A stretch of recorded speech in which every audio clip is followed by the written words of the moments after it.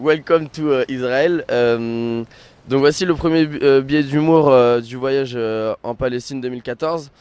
Donc en fait on va essayer d'en faire un chaque jour présenté par un délégué différent pour donner un peu ses impressions du voyage sur la journée, etc. Pour la première journée, moi qu'est-ce qui m'a marqué? Déjà l'aéroport, arrivé à l'aéroport.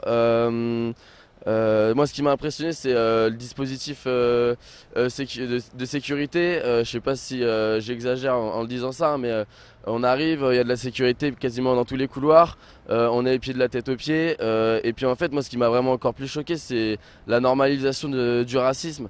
Il n'y a pas une seule personne qui est typée, qui est pas contrôlée, à qui on demande pas ses papiers, etc. Et résultat, bah, on s'est retrouvé avec nos deux délégués typés. Ils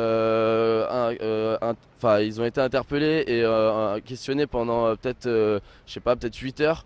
Et résultat, on a un autre camarade qui les avait attendus, qui s'est fait expulser avec eux.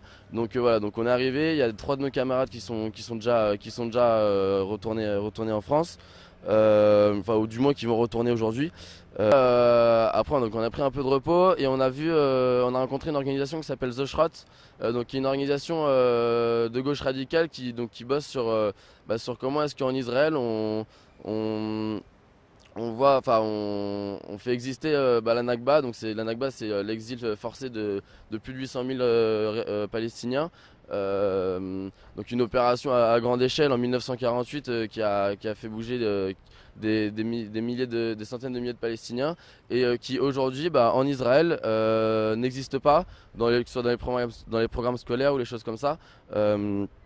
Voilà, c'était vachement intéressant parce que on a pu aborder la question donc justement de l'éducation en Israël. Comment est-ce qu'on entretient ce sentiment de peur, ce sentiment de ce côté les Palestiniens c'est le mal, etc. Il faut pas qu'ils puissent exister, etc. Et aussi tout ce qui est forcément, on a abordé la question du droit au retour des Palestiniens. Qui renvoie à celle de aussi comment est-ce qu'on fait pour faire vivre deux peuples côte à côte. Donc c'était vachement intéressant de rencontrer cette organisation là et voilà. Donc après une journée un peu mine de rien difficile, notamment parce que les camarades, il y en a quelques camarades qui sont plus à nos côtés. On n'oublie pas d'en profiter et regardez par là, il y a la petite plage, donc là ce matin on va se baigner.